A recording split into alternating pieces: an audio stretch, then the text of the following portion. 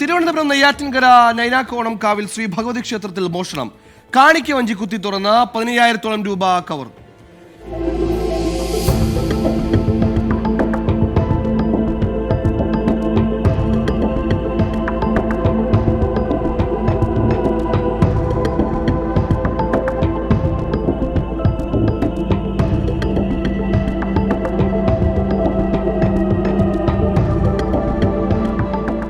വെള്ളിയാഴ്ച രാത്രിയാണ് ക്ഷേത്രത്തിൽ മോഷണം നടന്നത്.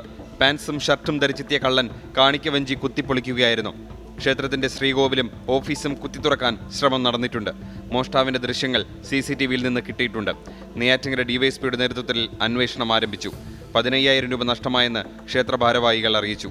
ഇപ്പോൾ നമ്മുടെ ക്ഷേത്രത്തിൽ 3 മാസത്തിന് മുൻപും ഈ വ്യക്തി തന്നെ വന്ന് എല്ലാ കാണിക്ക വഞ്ചികളും പൊട്ടിച്ച് 10,000-ൽ കൂടുതൽ രൂപ കവർന്നെടുക്കുകയും നഷ്ടം നമുക്ക് എല്ലാം കൂടെ ചേർത്ത് 20,000 രൂപ ക്ഷേത്രത്തിന് ചിലവായി.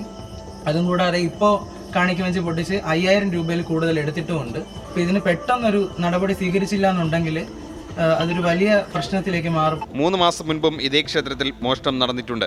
ആ കേസിലെയും പ്രതിയെ പിടികൂടാൻ പോലീസിനായിട്ടില്ല. ഇപ്പോൾ നടന്ന മോഷണത്തിന് പിന്നിലും അതേ ആളാണോ എന്നും പോലീസ് പരിശോധിക്കുന്നുണ്ട്. പ്രതിയെക്കുറിച്ച് സൂചന ലഭിച്ചതായാണ് വിവരം.